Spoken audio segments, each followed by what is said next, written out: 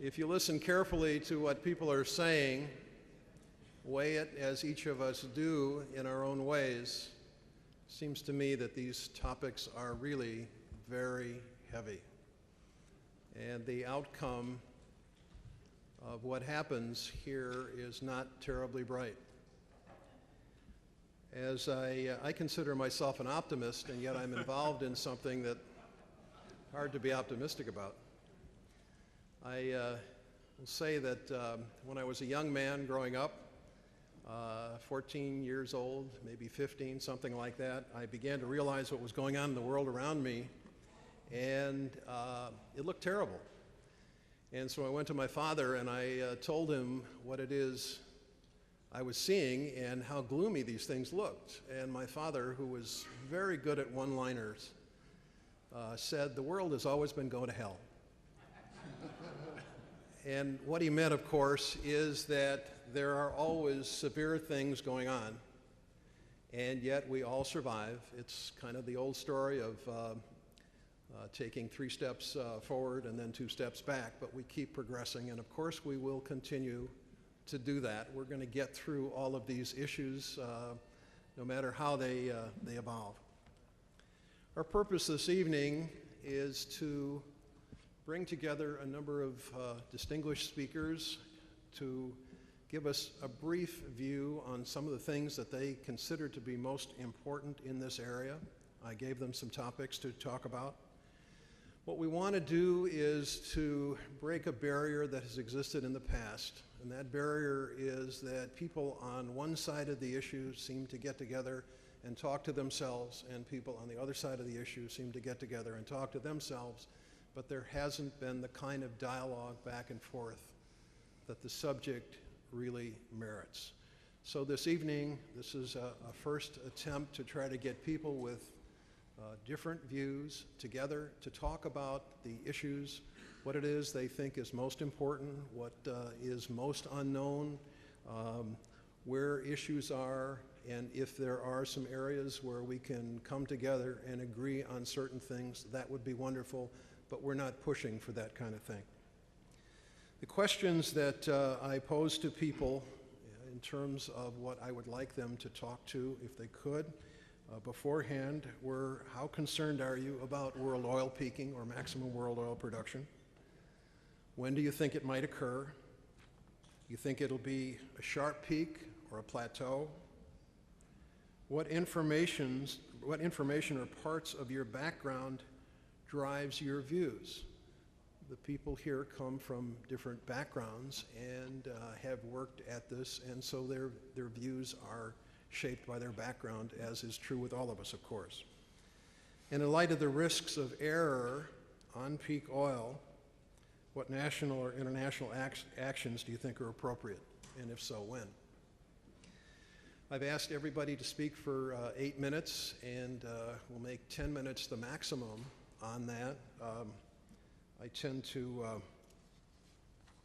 not be afraid to stand up and pull a chair out from underneath somebody or make a loud noise or something of that sort if anybody goes over their time. So everybody, please do the best you can to stick to things.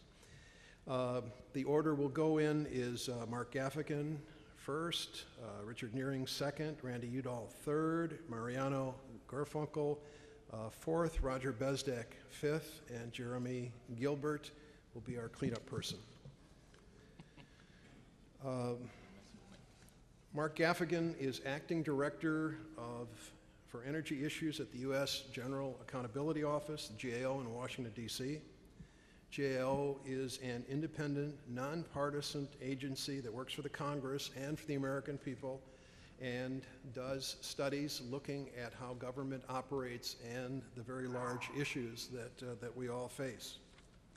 He joined GAO in 1987. He has reviewed and reported on a variety of federal government programs with emphasis on programs in the U.S. Department of Energy. Related to peak oil, Mark led the GAO's February 2007 report to the Congress entitled Crude Oil: Uncertainty About Future Supply Makes It Important to Develop a Strategy for Addressing a Peak and Decline in Oil Production. excellent report, in my opinion. His focus then is from the point of view of the fact-finding that they did in that study and the federal government's role in addressing this. Mark, please go ahead. Thank you, Bob. And I'd like to thank ASPO for inviting us here today to talk to you about peak oil. I followed, leading off after lunch I thought was a rough thing to do, but leading off after a long day here might be even tougher. So if you don't mind, let's talk about a different question, a much easier question to answer. Don't worry, Bob, I didn't touch the sauce too much at the break here. I'm not going too off cue, but bear with me. Here's an easier question. When are you going to die?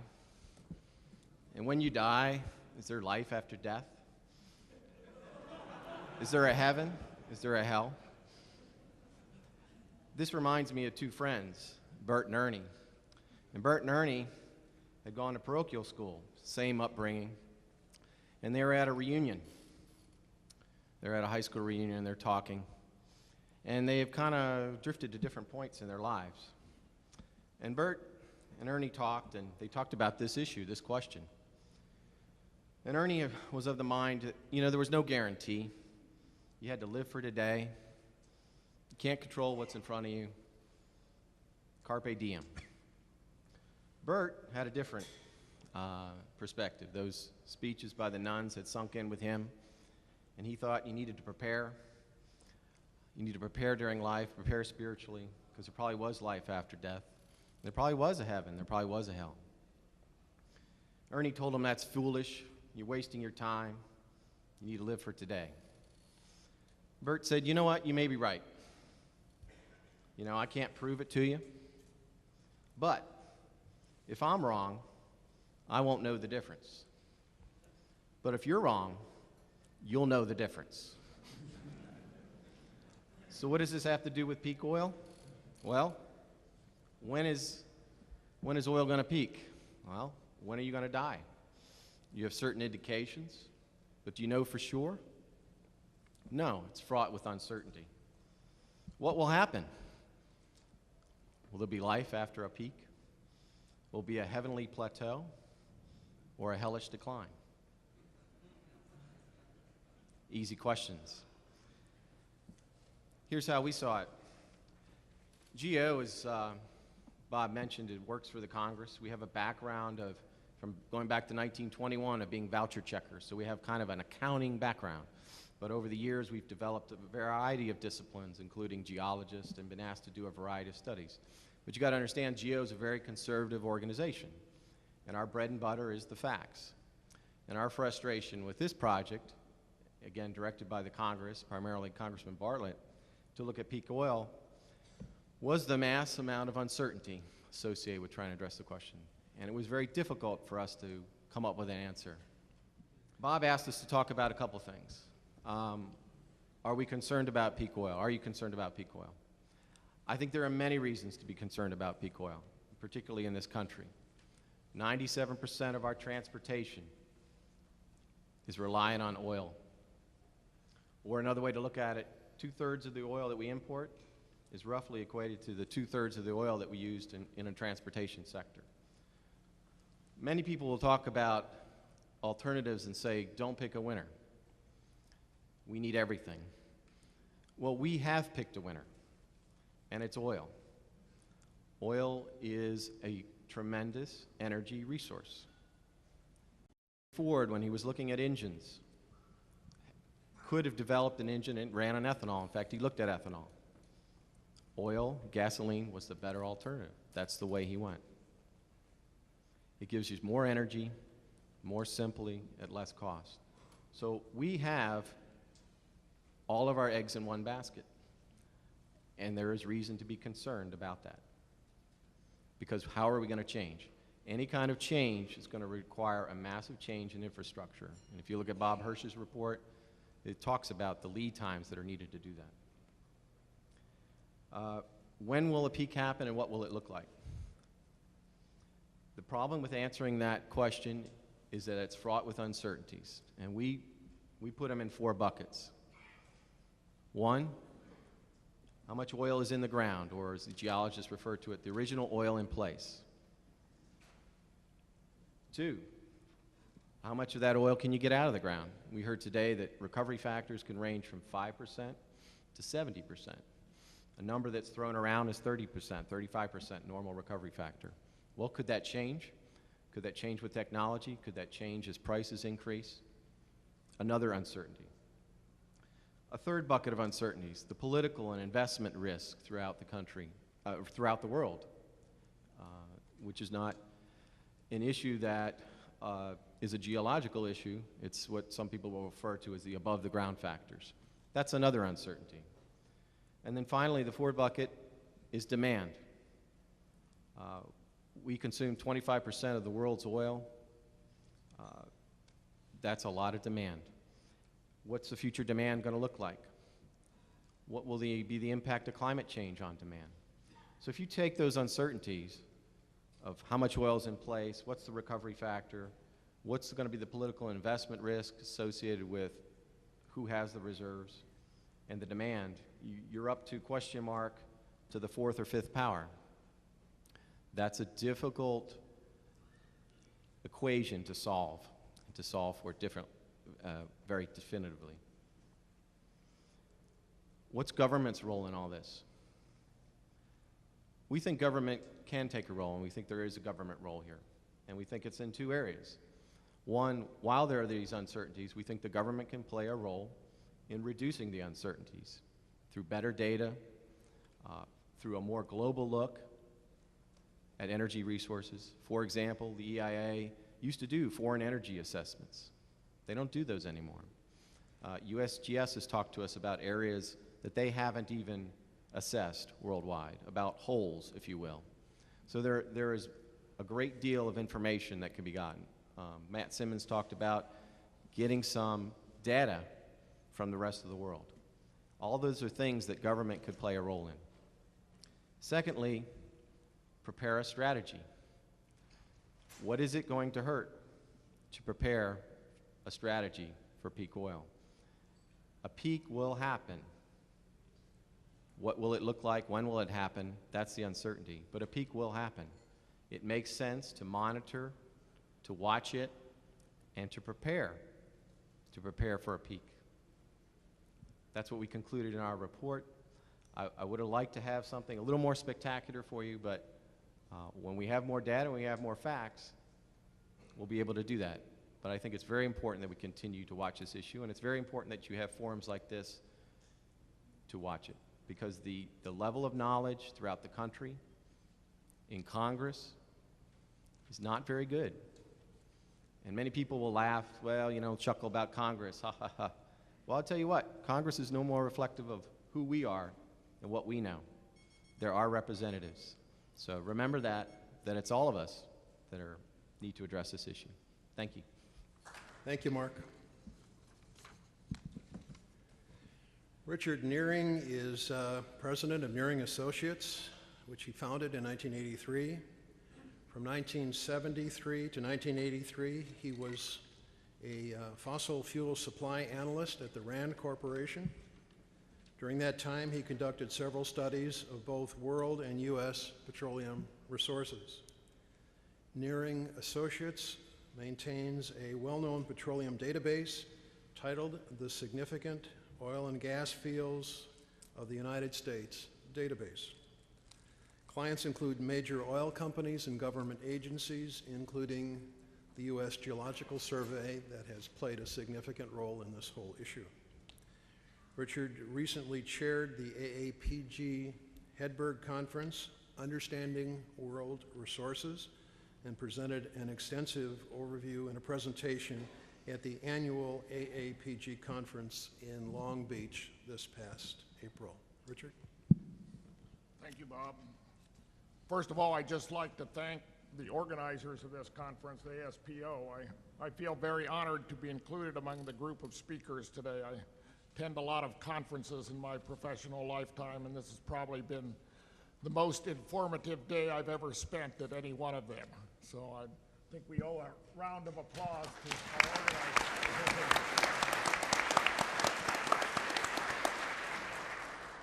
This morning I talked about a very specific aspect of the peak oil question, and this evening in a few minutes I'd like to stand back from that and ask a very general question, namely, what kind of problem is peak oil? We almost invariably think of the problem of peak oil as a problem of inadequate supply. In a way, this is taking for granted the availability of reasonably priced oil. I mean, almost viewing it as a basic human right. And that's an attitude that's pretty well formed over the 20th century, where we did have adequate supplies of oil and rapidly growing supplies of oil. But what that's taken us to is we are now dealing with some very severe problems of scale, which are very hard to comprehend. And I would suggest perhaps rather than inadequate supply, we're looking at a problem of too much consumption.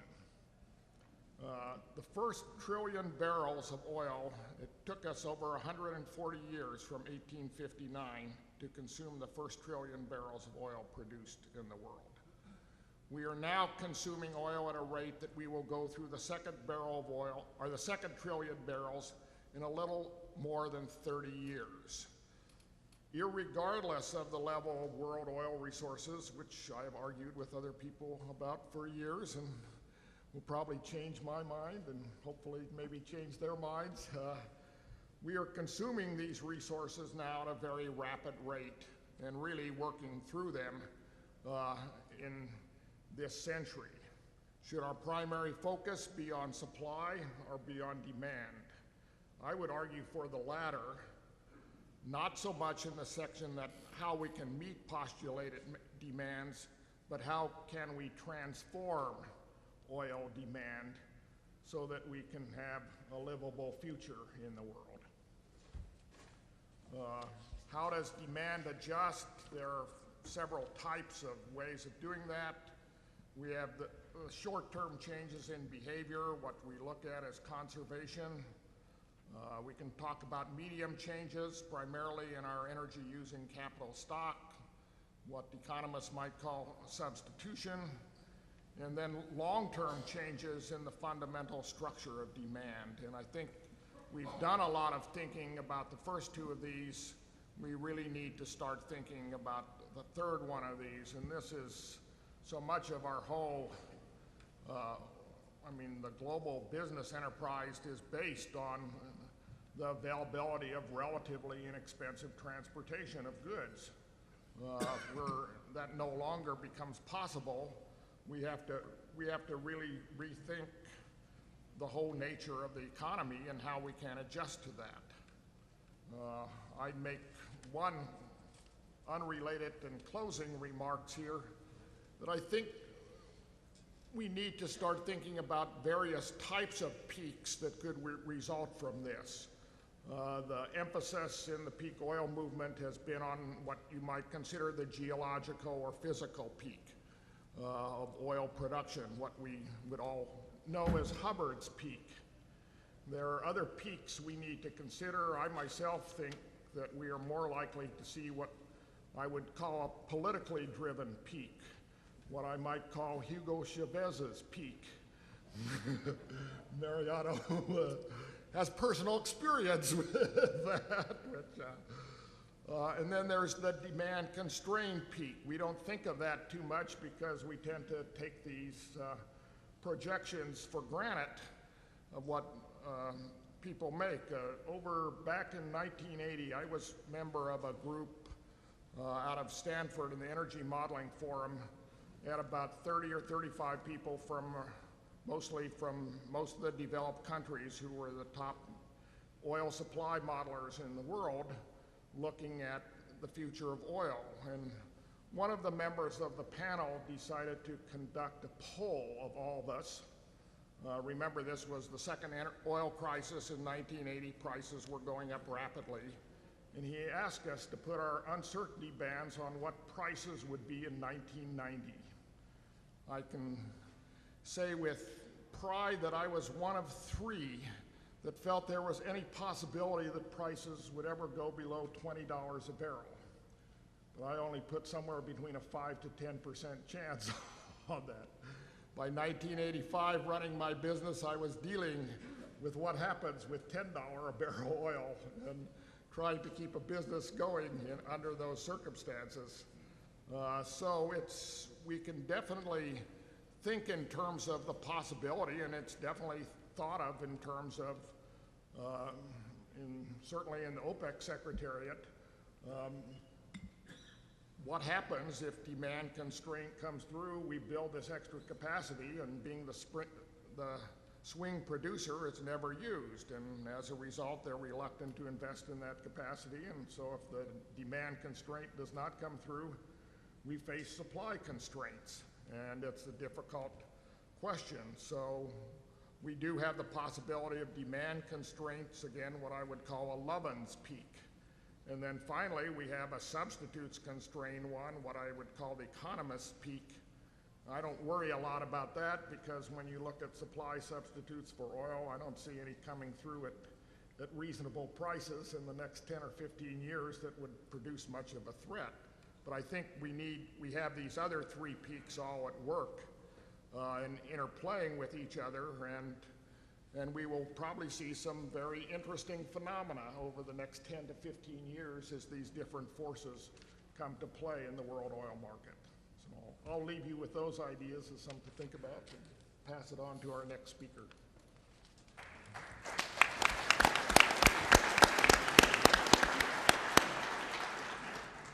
Thank you.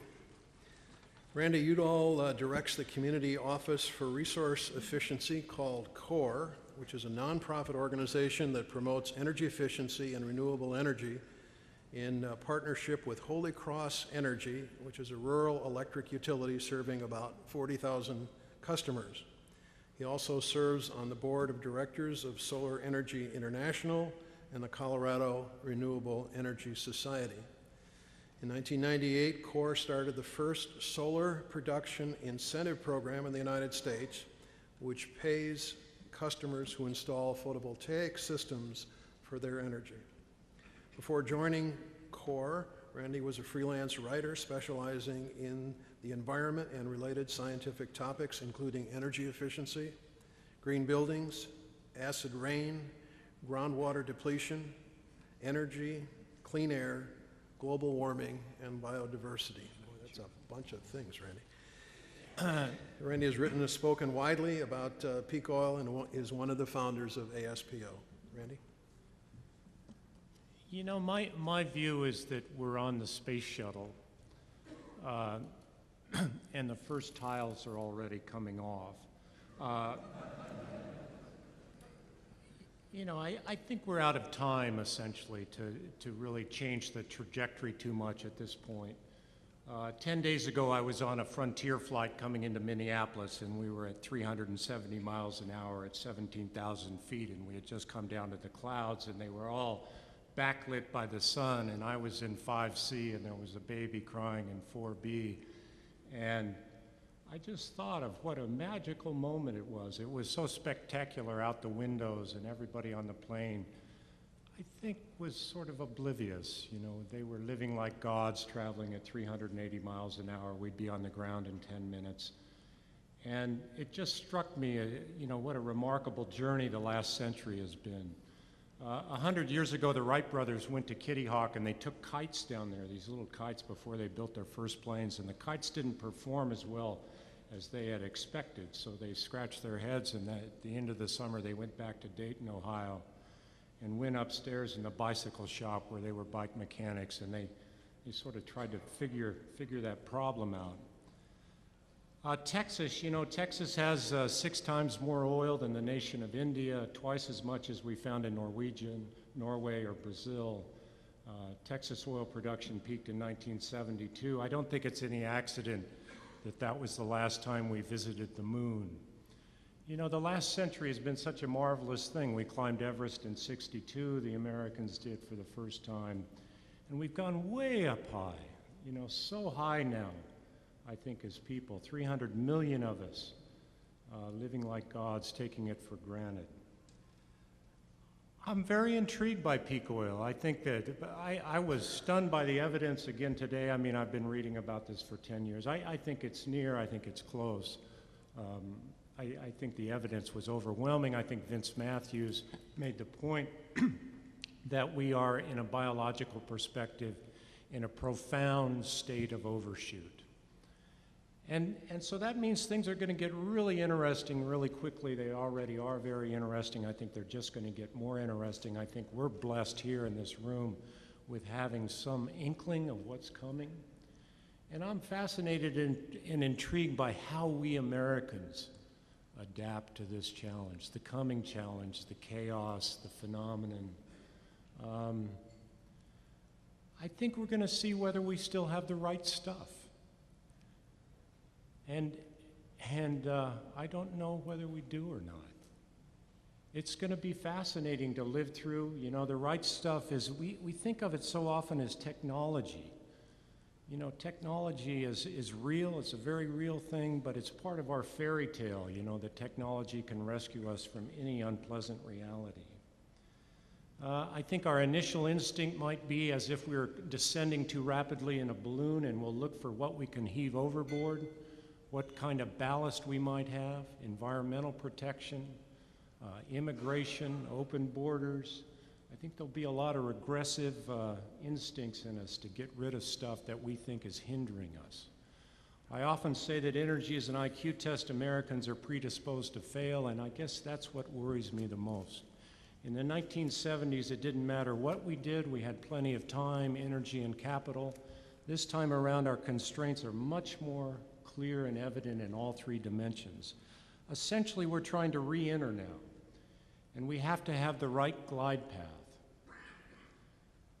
If we come in too shallowly, we're going to skip off just like Apollo 13. We come in too steeply with Dick Cheney at the controls, and we're going to get fried.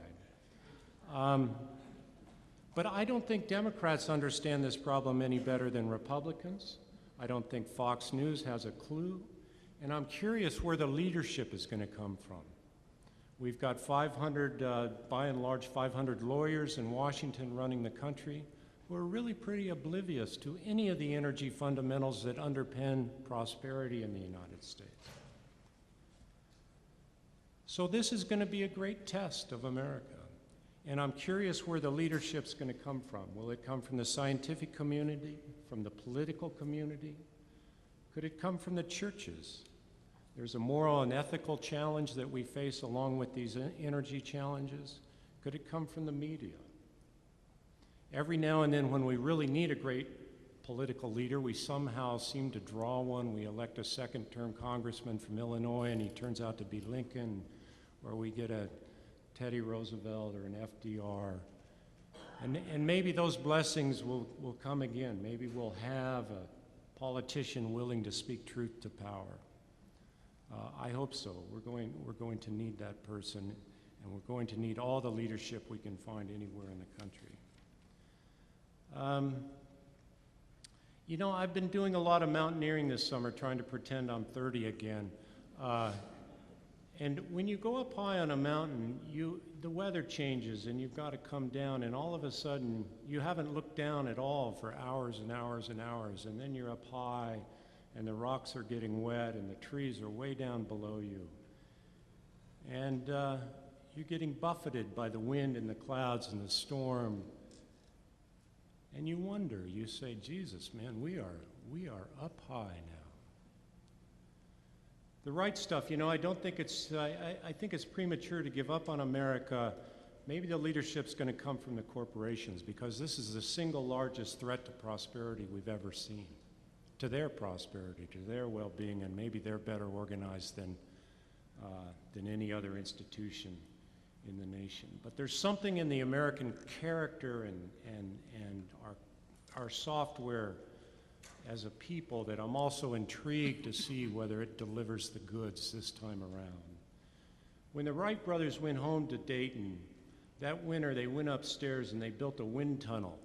They knew that the wing shape they had too much drag and too little lift. It wouldn't fly. It was inefficient. And so that winter they pounded out 100 different wing shapes themselves, And they built this wind tunnel, and then inside the wind tunnel they built an analog computer out of used bicycle spokes and broken hacksaw blades, and they measured the lift and the drag of 100 different wing shapes. And 6 weeks later, after meticulous measurement, they had a wing shape that they thought provided them with the most lift. It was the wing shape that would carry them into the air, that would unlock the fourth dimension that humans had never been able to inhabit before. And when you get on a Boeing or Airbus now, you're flying on a wing that is, within a few percentage points, almost identical to the one that they came up with upstairs in the bicycle shop 100 years ago. So do we still have that kind of ingenuity and that kind of drive and focus? Do we have the political leadership? Can we rally again? It's an open question, isn't it? I think it's the most fascinating question in the world.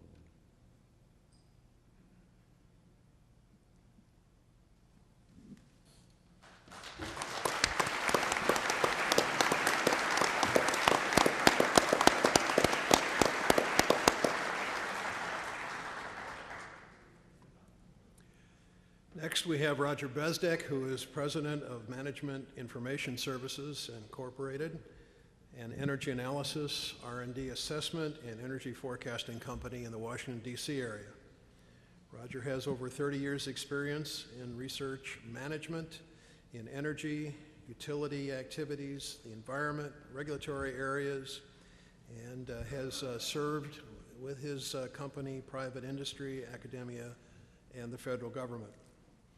He served as a corporate director, corporate president, CEO, university professor, and so forth. He was with me, although we weren't close at that time, in IRDA a long time ago, which was the predecessor to DOE, and he moved on into DOE and then moved to the Treasury, where he was special assistant on energy in the Office of the Secretary of the Treasury. He's done a whole variety of things, been involved in a whole series of different analyses. He comes at these problems in a way that I find very interesting and very unique. Roger? Thanks, Bob. I've been involved in the peak oil area now for the past 4 or 5 years. Probably been to 50 or 60 conferences throughout the country and all over the world. And I want to make 3 points quickly here, 3 concerns, 3 issues as I've observed and worked in this area over the years. First of all, let me talk about dream worlds that people live in. 2 kinds, perhaps. One, I think, which everybody is familiar with, the dream world that the non-believers, if you wish, the Pollyannas, the cornucopians, that we have nothing to worry about for the next 40 or 50 or 60 years. I'll not elaborate on that, enough said. There's another dream world, however, that, for lack of a better word, I'll say the peakists seem to live in, many of them, perhaps some people in this room tonight as well. I like the analogy that Matt Simmons and others use with respect to that there's no magic bullet here in looking at solutions to the problem. You're talking about many magic BBs. The problem I see, not only in this country but throughout the world, so many of the people involved in peak oil want to take many of the best BBs off the table. For example, well, we can't drill off the coast of California for oil and gas, or off the East Coast, or off the West Coast of Florida. And heaven forbid if we do more oil and gas drilling in Alaska. We can't do oil shale, we can't do coal to liquids, we can't do gas to liquids. People are now opposing LNG because it hurts the environment, and so forth.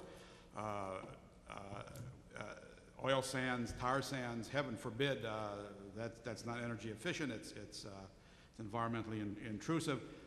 So it's nice to have all these BBs on the table, and the more you take off the table, you're really left with very few, perhaps demand destruction, windmills, and switchgrass, and I'd say that's not a solution to the problem.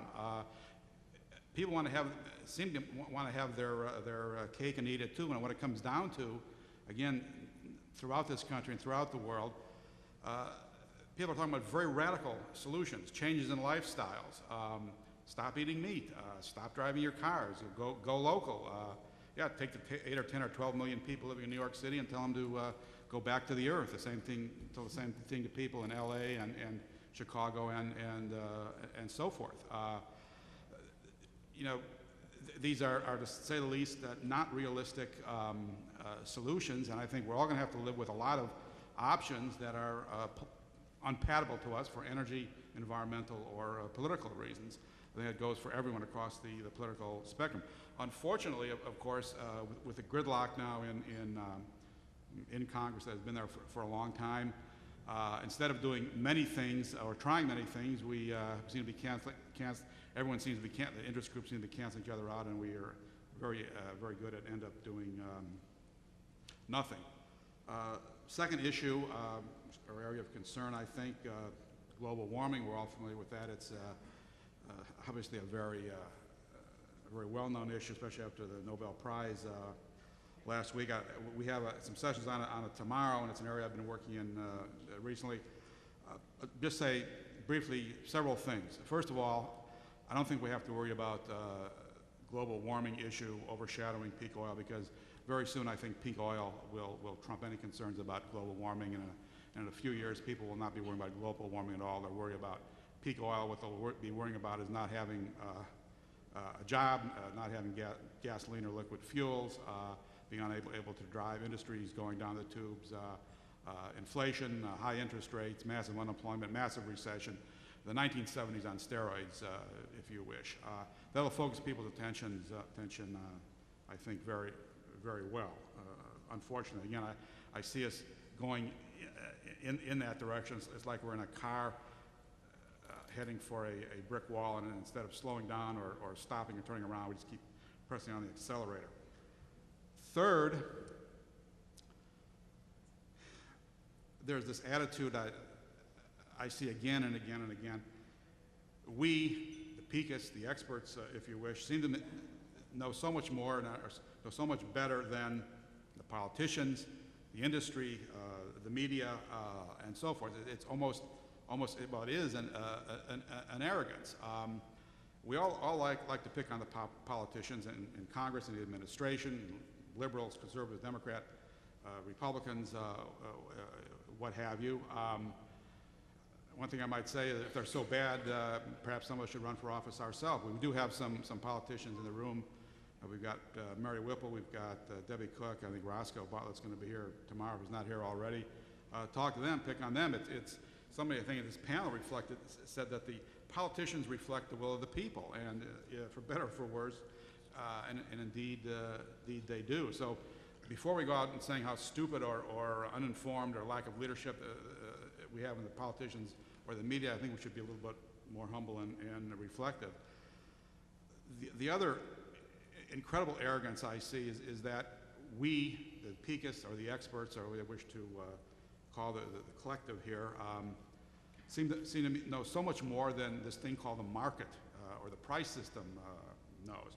In my travels around the country and around the world, people have come up to me and actually done serious proposals for all sorts of non-market, non-price allocations for BTUs, for oil, for liquid fuels, for energy, based on electronic smart cards, on coupons, and so on and so forth. I've had a lot of discussion, a lot of analysis of many of these proposed plans, and to paraphrase Winston Churchill, I think it's correct to say that the market and price system is probably the worst possible system we can devise for allocation of scarcity of production and that sort of thing, except for every other system that's ever been tried, and the Soviet Union tried something else for 75 years. It really didn't work all that well. 25 years ago, when I was a senior energy advisor at the Treasury Department, I was intimately involved in preparing the congressionally mandated plan for gasoline rationing in the United States. Talk about a nightmare. And that was at a time 25 years ago when we were importing a lot less oil, using a lot less oil. There were a lot fewer people driving a lot fewer vehicles. This idea that we can somehow use a bureaucratic, administrative, allocative system for, I don't know, for energy, for BTU, for liquid fuels, for gasoline, for diesel, what have you, that improves upon the market, I think is naive at best. Again, The market works very well. It works viciously. It works with a vengeance, but it does work. And before we start tinkering with it, many of the problems we experienced in the 1970s dealt with or stemmed from government interfering with the market in terms of prices, in terms of allocation, in terms of controls, and so forth. So again, just wrapping up here, and now that I've managed to offend most of the people in the room, two comments. I think we have to be realistic here on the solutions of both the demand side and the supply side, and advocating massive policy changes, lifestyle changes, shift in priorities, incentives, rationing allocation schemes. I think we should be a little bit more humble and modest. Thank you.